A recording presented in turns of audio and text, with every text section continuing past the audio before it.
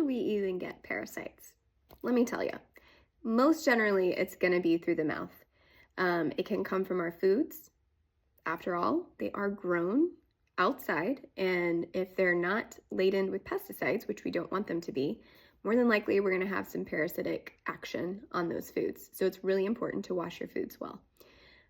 Other ways is through our water. Believe it or not, they're actually in our water, and through dirty hands, okay? Hand hygiene is so important, especially before meals, before you're going to eat and touch your food.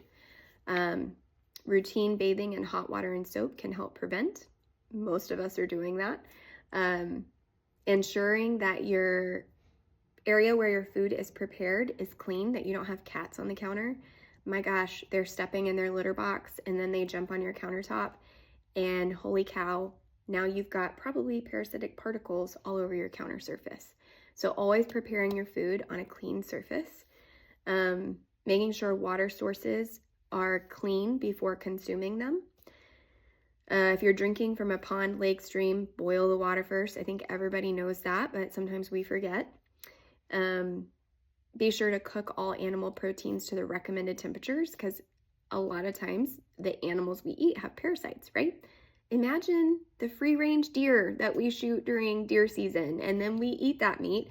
I know firsthand that there are a ton of ticks on my deers that I have killed and eaten. So making sure that we cook that meat really well into the recommended temperatures. Pork is another one that is notorious for parasites. I actually found a parasite in a piece of salmon that I bought from H-E-B one time, and I was a few bites in before I saw it, and boy howdy, was I disturbed. I was pregnant at the time too, and they're like, how much worse is it? Maybe that's where my kid gets his problems. I'm just kidding. He has no problems in Jesus' name.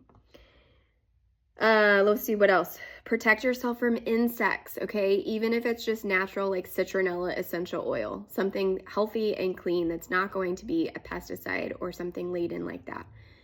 Really protect yourself from insects, because insects carry parasites. I cannot tell you how many times I treat Lyme parasites in my clinic in Flower Mound, or the clinic I work at in Flower Mound. It is prolific, and it wreaks havoc on the body. One of the classic ones that you might have heard of is called Babesia. Babesia is a Lyme parasite, and it is really detrimental to the body. So protecting yourself from mosquitoes, all the bugs. I have another patient that had, we think, contracted parasites through sand fleas on the beach. Okay, so it's just like the options are limitless, really, on how you can get parasites. But the ones that we can control are making sure we deworm our animals well, especially if you have pets inside. And when you're deworming them, to make sure you're not letting them sleep in the bed with you. Parasites are typically more active at night, and you don't want those creepy crawlers on your bed getting to you. I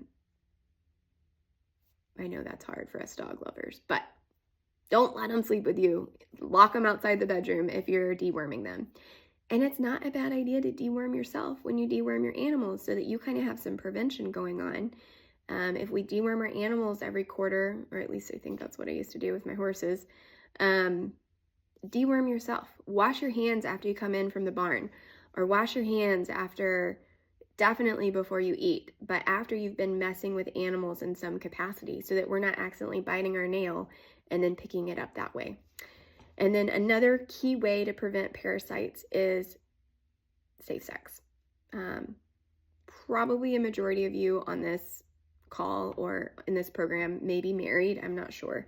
But safe sex is really important to prevent the spread of parasites, because trichomonas is a parasite. That's a sexually transmitted disease, and it's also a parasite. Lots of things travel through semen and vaginal secretions. I have seen Lyme exchanged through families, and then it also gets passed on to the kiddos, because that DNA is the same coming from the parents, right? So we can pass Lyme through sexual secretions, we can pass parasites through sexual secretions, and we can then pass on those things on to our babies. So it's no wonder that parasites are a problem. We can get them in almost any way possible.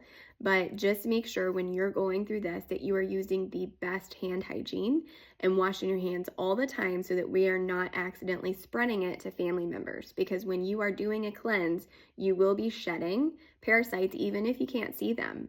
Remember, many things in medicine are microscopic, meaning they're not visible to our eye. You would need a microscope to actually see them. So do really good preventative work by using really good hand hygiene after you go to the bathroom, before your meals.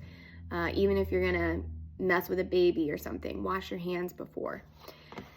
I think that hits the high points. If I forgot anything, I will catch it on the next video. So hope you enjoyed this. How can you get parasites?